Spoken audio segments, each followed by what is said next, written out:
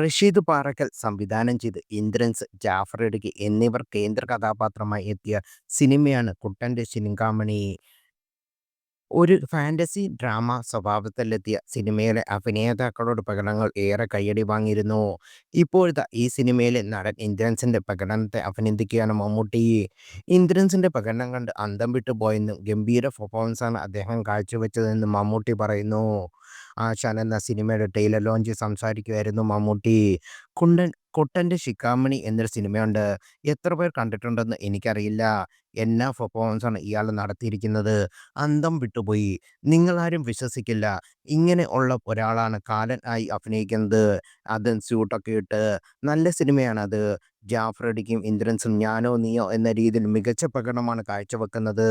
മമ്മൂട്ടിയുടെ വാക്കുകൾ ഇങ്ങനെ: അഷറഫ് ഇലാഹിലാണ് കുട്ടൻ്റെ ചിന്താമണി നിർമ്മിച്ചിരിക്കുന്നത്. റഷീദ് തന്നെയാണ് സിനിമയുടെ തിരക്കഥയും ഒരുക്കിയിരിക്കുന്നത്. ചിത്രം ഇപ്പോൾ മനോരമ മാക്സിൽ ലഭ്യമാണ്. അതേസമയം ഇന്ദ്രൻസ് നായകനായി എത്തുന്ന ആശാൻ ഫെബ്രുവരി 5-ന് പുറത്തിറങ്ങും. സിനിമയുടെ ട്രെയിലർ ഇന്നലെ പുറത്തു വന്നിരുന്നു. സിനിമയ്ക്കുള്ളിലെ സിനിമയുടെ കഥ പറയുന്ന ചിത്രം ഒരു പക്കാ കോമഡി ഡ്രാമയായിട്ടാണ് ഒരുക്കുന്നതെന്ന സൂചനയാണ് ട്രെയിലർ നൽകുന്നത്. ഇന്ദ്രൻസിൻ്റെയും ജോമോൻ ജ്യോതിറിൻ്റെയും മികച്ച പ്രകടനം തന്നെ സിനിമയിൽ കാണാമെന്ന ട്രെയിലർ ഉറപ്പു നൽകുന്നു. ചിത്രം കേരളത്തിൽ പ്രദർശനത്തിന് എത്തിക്കുന്നത് ദുൽഖർ സൽമാൻ്റെ വേഫെയർ ഫിലിംസാണ്.